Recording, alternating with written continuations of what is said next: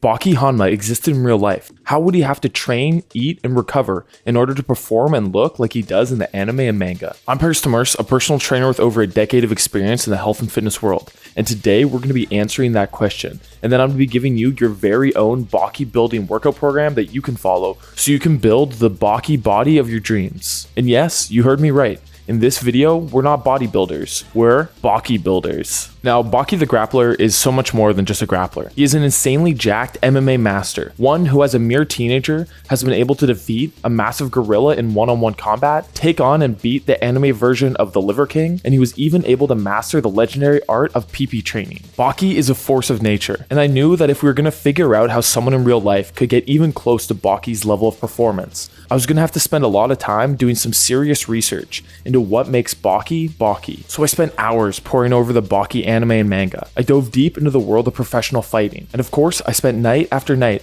watching the masters of PP training practice their craft.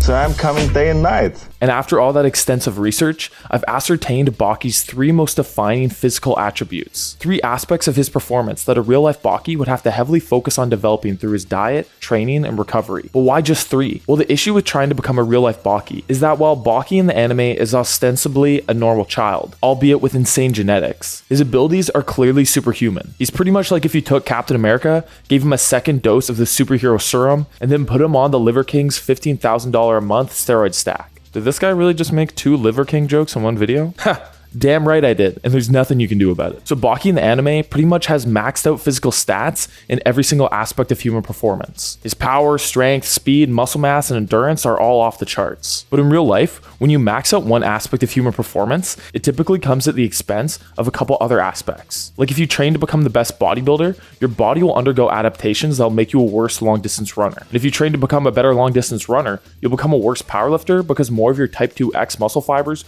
will be converted into type 2A muscle fibers. And if you train to become a better powerlifter, you'll become worse at being alive. Because it turns out years of just sitting around eating Doritos during your 3-hour training sessions where you only have to do 8 total reps and not doing even a little bit of cardio makes you really good at having a heart attack before 40. I'm just playing powerlifters, I love you guys. Okay, you get the point. You can't physically be the best at everything. So that's why I had to figure out what 3 aspects of human performance are the most integral to the character of Baki Hanma. And this is what I came up with. First, Baki heavily relies on his speed and maneuverability to blitz his opponents and quickly finish them off with a devastatingly powerful strike or by grappling them into submission. And of course, Baki wouldn't be Baki without his insane physique and that legendary demon back. And finally, we can't talk about Baki without talking about his incredibly impressive high kicks that require an insane amount of mobility and control to pull off. When you boil him down, Baki is essentially a lightning fast mixed martial arts master in the body of an IFBB pro bodybuilder. So naturally, for someone to be a real life Baki, they would need to heavily focus on training their power/speed, their flexibility, and of course, they would need to build a ton of muscle mass and then get super lean to get that amazing physique. Now in the anime, Baki became the world's strongest teenager by hiking, benching, kicking trees, trying to unalive himself off a cliff, teaching the local wildlife who's daddy, and of course, by laying that pipe, son, let's go!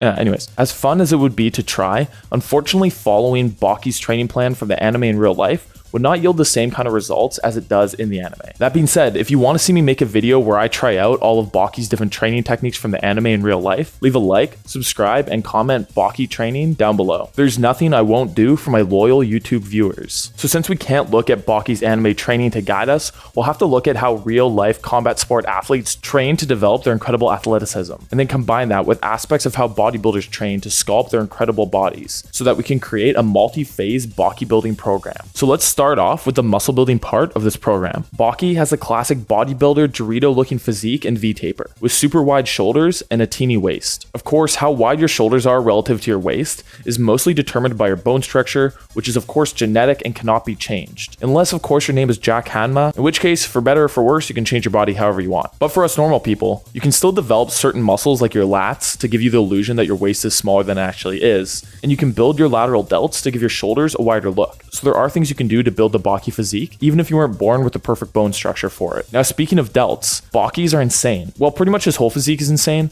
but the muscles that really stand out are his shoulders, chest, arms, quads, and of course, that hellish back he's famous for. So all of these muscle groups will have to be the focus of the bodybuilding portion of the Baki building plan. But how does one actually build muscle? Well, without getting too deep into the science of muscle hypertrophy, aka muscle growth, anyone who wants to focus on building a lot of muscle will want to follow a program that has them doing a lot of big compound movements, which will be complemented by smaller isolation movements. They'll want to perform these movements in the 6 to 30 rep range at a high intensity, making sure that they're consistently training close to failure and that they're applying progressive overload to their training by slowly increasing the difficulty of their workouts over time. They'll also want to make sure that they're performing their movements with a controlled tempo and that they're getting a good stretch and a peak contraction with every movement. In terms of volume, you'll want to do between 10 to 20 hard sets per muscle group in order to have them grow. Now that covers the training portion of muscle building, but of course you won't be building any muscle without the proper fuel. So you're gonna have to be like Baki and chow the hell down if you want to get built up like him. But of course you can't just eat whatever you want in any quantity and expect to look like Baki. So if you really want to get as close to Baki's physique as possible, you're gonna have to track your nutrition. So to make that easy, I suggest that you use MacroFactor. MacroFactor is the most advanced macro and calorie tracker on the market. It works by asking you a short series of questions and then creates you a personalized nutrition plan by using its science-backed algorithm. And the best part is that as you follow this plan, it'll consistently be updated by the app depending on how quickly your weight is changing, so that you don't hit any major plateaus or slowdowns with your results. So if you really want to look like Baki, go ahead and click the link in the description of this video to download MacroFactor, and then use affiliate code DEMERCE to get 2 weeks free to try it out. Okay, so now of course, there is a lot more to bodybuilding than just this,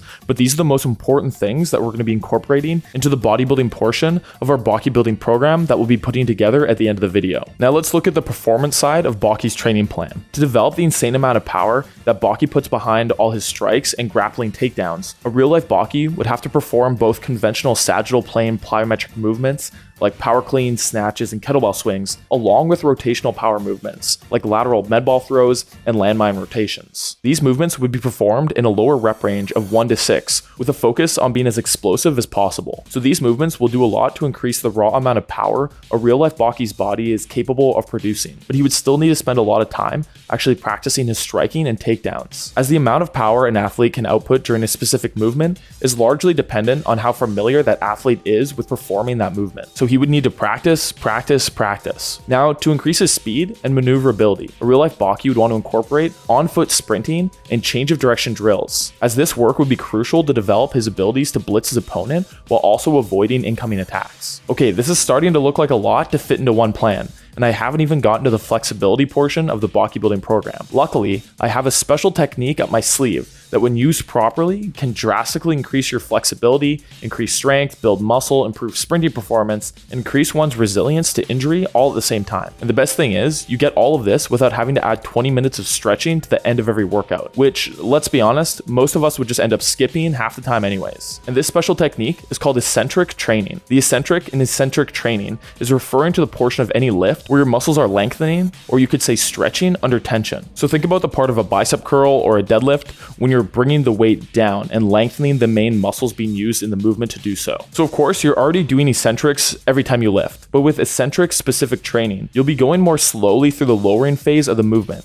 so that you can really feel a good stretch at the end range. And then once you've reached the end range of motion, you'll pause for 2 to 3 seconds while maintaining your tension, bracing, and while making sure to breathe so you can really feel that stretch. Now, eccentric training should be done with only moderate loads, as super heavy weights could lead to injury, and you shouldn't try to make the stretch as intense as possible. You want to go for like a 6 out of 10 kind of stretch. So what does this have to do with improving a real-life Baki's mobility so we can kick some heads? Well, recent research has found that weight training with a specific focus on the eccentric phase of movements has a ton of great flexibility and injury prevention benefits that regular stretching just doesn't give you. See, regular stretching doesn't actually increase your flexibility by increasing the length of your muscles. Instead, it works by increasing your nervous system's tolerance to your muscles being in a more extended position. This means that they can be stretched further without firing off pain signals. So what this means is that with regular stretching, there's no real change occurring within the muscle or tendons themselves. And given that, you won't be surprised to hear there's very limited scientific evidence supporting regular stretching's ability to prevent injury or reduce the risk of injury reoccurrence. Eccentric training, on the other hand, has been shown to not only increase flexibility, but also decrease your risk of injury and improve performance. And this is because of something called sarcomerogenesis. This is when you actually build new sarcomeres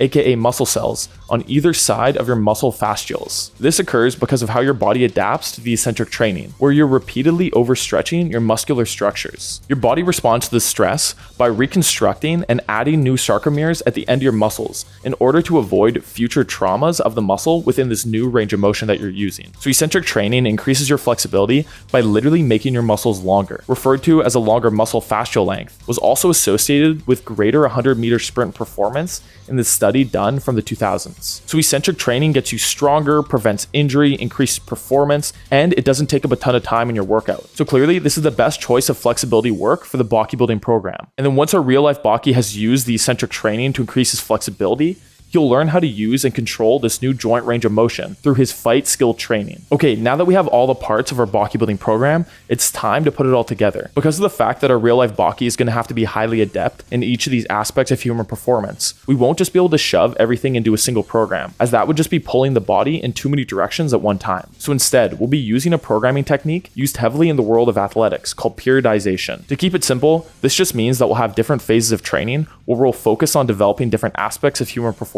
For our Baki building program, we're just going to have two phases, the muscle building phase and the athletic performance phase. Each of these phases will be 6 weeks in length, and our real life Baki would cycle back and forth between them, completing 6 weeks of one and then doing a 1-week deload where he cuts the total volume and intensity of his training in half to allow his body to take full advantage of supercompensation and recover more fully from his training before getting back into the next phase. First, for the bodybuilding phase, it'll be a 6-day-a-week training split, with 4 of those days being an upper-lower bodybuilding routine, and the 2 other days would be reserved for fight training, so that our real-life Baki can maintain and improve his fighting skills even while working on his physique.